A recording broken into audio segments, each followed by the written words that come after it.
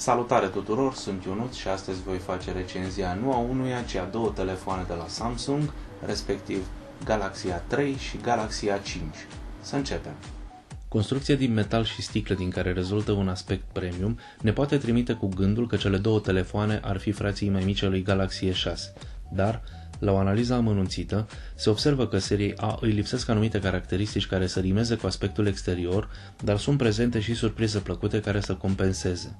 Vă voi scuti de despachetări plictisitoare și voi menționa doar că în cutii găsiți strictul necesar: un încărcător, un cablu micro USB, o pereche de căști și o cheiță pentru ușurarea accesului către sertărașele pentru nano SIM și pentru cel care permite extinderea memoriei interne prin inserarea unei cartele de tip microSD.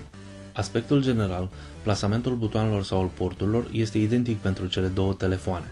Spatele metalic este completat de ecrane de tip Super AMOLED, protejate de Gorilla Glass 4.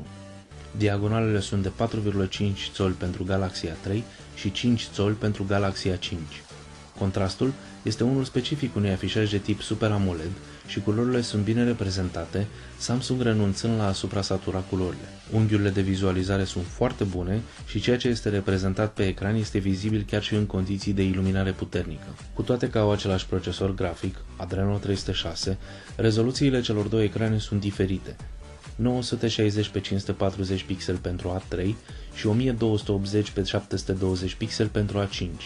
Deși nu sună impresionant, faptul că A3 are 1,5 GB de memorie RAM, iar A5 2 GB, permite celor două telefoane să ruleze fluid atât aplicațiile uzuale de zi cu zi, cât și unele aplicații mai pretențioase.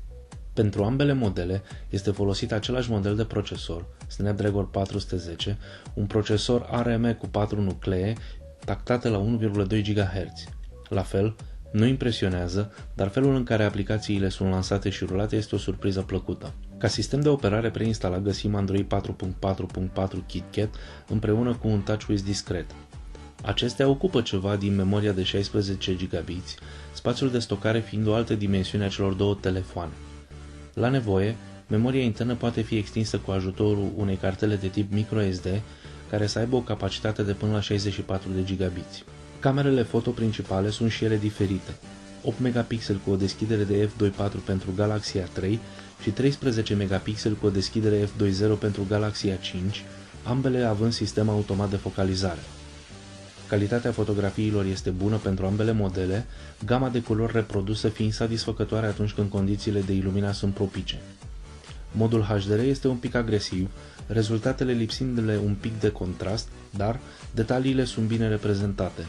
Camerele principale pot înregistra și clipuri video la rezoluție maximă Full HD. Înregistrările au claritate, culori foarte apropiate de cele naturale și sunetul este înregistrat destul de bine.